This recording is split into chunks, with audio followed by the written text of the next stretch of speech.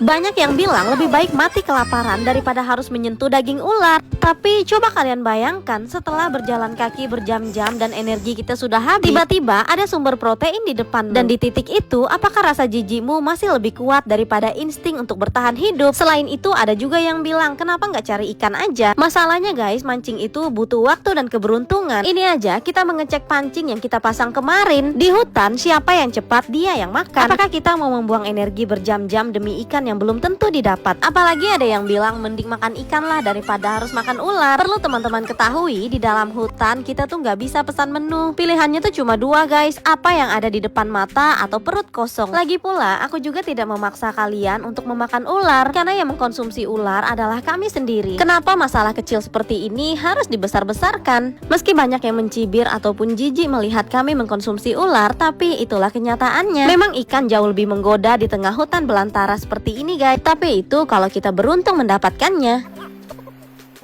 Lanjut lagi, kayaknya hari ini tenda kita tuh bakal penuh dengan aroma sedap guys, karena kita berhasil mendapatkan ikan baung jumbo dan juga pelian.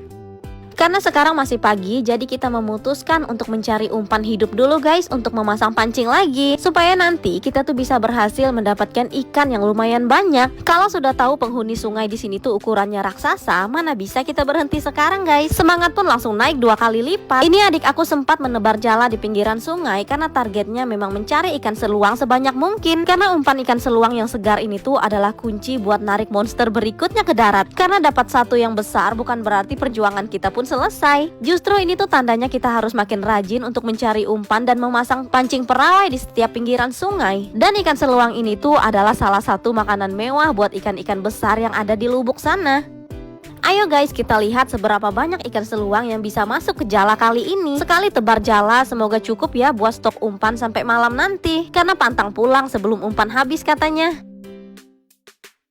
Setelah kita rasa umpan sudah cukup, sekarang saatnya kita memasang satu persatu pancing di atas pepohonan kayak gini. Gak perlu tiang ya guys, cukup mengikat langsung di ranting pohon pinggiran sungai. Nah, memasang pancing di dahan pohon seperti ini adalah cara paling efektif kalau kita tuh ingin beristirahat di tenda tapi tetap bekerja mencari makan. Karena ranting pohon yang lentur itu bakal jadi peredam alami guys kalau ikan besar menyambar. Nah, semua pancing sudah siap, sekarang waktunya kita kembali ke perkemahan sebelum matahari menyinari. Dan pulang ini terasa lebih tenang ya guys, setelah semua tugas kita sudah selesai.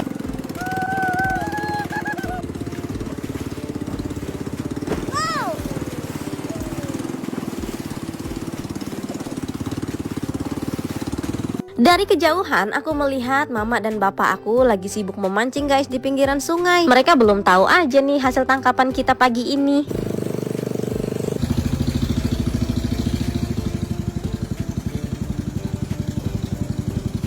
Semua ikannya langsung kami turunkan di pinggiran sungai, nanti akan dibersihkan guys. Nah, ini juga kita tuh ada mendapatkan jenis ikan lainnya ya, tapi ikan ini tuh nggak kita masak di sini, melainkan hanya jenis-jenis ikan tertentu aja yang kita masak di sini guys. Sisanya akan kita simpan di dalam box untuk kita bawa pulang ke desa.